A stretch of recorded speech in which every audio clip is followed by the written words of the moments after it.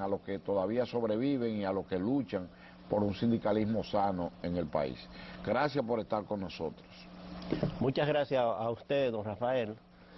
Primero tenemos que hablar sobre el origen del 1 de mayo. En la década del 80 del siglo antepasado, en los Estados Unidos, en Chicago específicamente, un congreso de trabajadores acordó que el 1 de mayo de 1886 era la fecha para que se estableciera un horario de 8 horas, que el día estuviera dividido en 3 partes, 8 horas para trabajar, 8 horas para descansar y 8 horas para dedicarlo a la familia, a los estudios y a otros menesteres. En esa época los horarios eran de 12 y 14 horas al día. Frente a eso se dio otros acontecimientos y era en una empresa que estaban trabajando, McCorney se llamaba, y se concedió la demanda que tenían los trabajadores para luchar por ese horario y los trabajadores que estaban en huelga. Y alrededor del 1 de mayo hubo confrontación entre la policía, los huelguistas y los trabajadores, dejando un saldo de muchos muertos, entre policías y entre trabajadores. Los líderes de esa revuelta, podemos decir así, fueron enjuiciados, fueron ahorcados la mayoría y otros en prisión perpetua, y ese acontecimiento que tomó la fecha simbólica del 1 de mayo, entonces después las organizaciones internacionales decretaron que esa era una fecha simbólica y que el 1 de mayo debía ser el día de los trabajadores, el día del trabajo, y a nivel internacional se conoce en todas partes del mundo que el 1 de mayo es el día del trabajo, por lo tanto es un día de reflexión, es un día para pensar, y en los países más desarrollados, entonces el día que los trabajadores manifiestan frente al pueblo sus demandas, sus protestas, y en países donde hay dictadura, entonces alabo a los gobiernos, pues.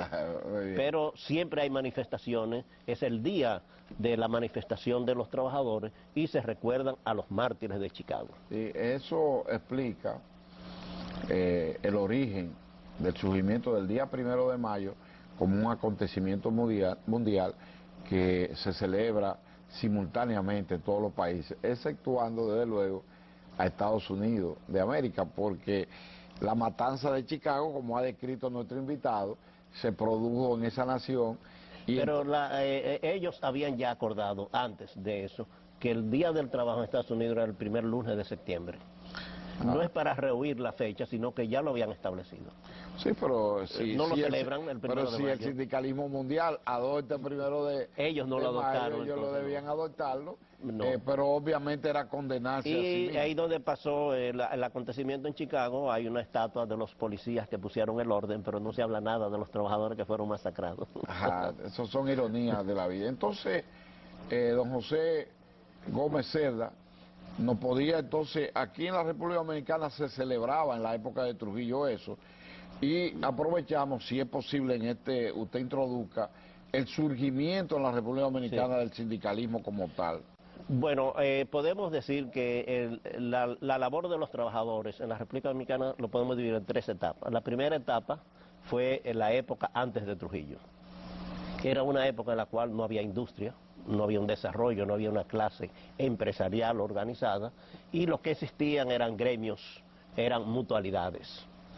El sector de nuestro país estaba fundamentalmente basado en la agricultura. Azúcar, tabaco, cacao y café. Esos eran los 4 renglones que era producido. Y en esos sectores, entonces, en la industria azucarera se desarrolló mucho. Y habían ingenios, que eran donde había la mayor cantidad de trabajadores, y había muchos trabajadores puertorriqueños, especialmente en la parte este, porque Puerto Rico en esa época era más pobre que la República Dominicana, y venían muchos puertorriqueños emigrantes a trabajar en La Romana, especialmente en San Pedro de Macorís, por la cercanía geográfica. Entonces se hacía lo que ahora son los mojaditos, que se Sí, iban de aquí para Puerto Rico. pero no venían en yola. No se sabe, pero venían clandestinamente y se En establecían. esa época se creó la Hermandad Cigarrera, que es una asociación de tabaqueros que se formó en Santiago, y se organizaron, o sea, eran relacionados con la industria agrícola.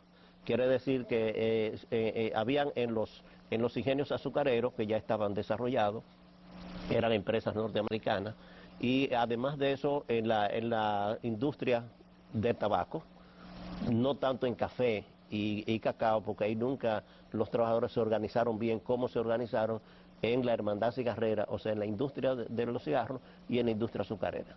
En esa época podemos decir que se destacó un gran líder que no ha sido muy reconocido por nosotros ni por el pueblo, que se llamó José Eugenio Cunhar.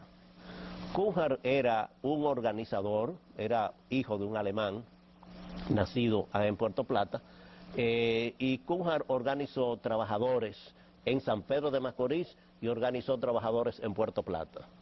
Pero la labor más grande que hizo José Eugenio Cunhar fue la representación internacional.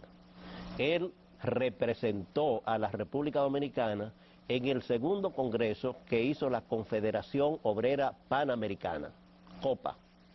Esa era una organización que fue impulsada desde los Estados Unidos a través de la American Federation of Labor, o sea, la AFL, que después se fusionó con otra organización, con la CIO, pero en esa época era AFL. Y Cunhar fue a denunciar fundamentalmente dos cosas. Primero, que había una ocupación norteamericana en nuestro país, estamos hablando de 1919, y que pedía la salida de las tropas invasoras. Y segundo, una denuncia en base a que el gobierno americano estaba trayendo para trabajar aquí una cantidad de 800 braceros traídos de las islas alrededor de nuestro país, que después son los llamados cocolos. Y José Eugenio Cunhar entonces tuvo mucha repercusión porque él no pudo participar en el primer congreso. En el segundo congreso, que fue en 1919, entonces él participó, hizo esas dos denuncias. Pero además él tuvo mucho apoyo de Samuel Gompers, que era el líder norteamericano de la AFL. Y Samuel Gompers ayudó mucho para comunicarse con el gobierno norteamericano para demandar la desocupación de la isla. Entonces, la desocupación, la intervención, la primera intervención norteamericana. Muy bien, un gran aporte de movimiento sindical a la historia de lucha por la independencia y la soberanía nacional.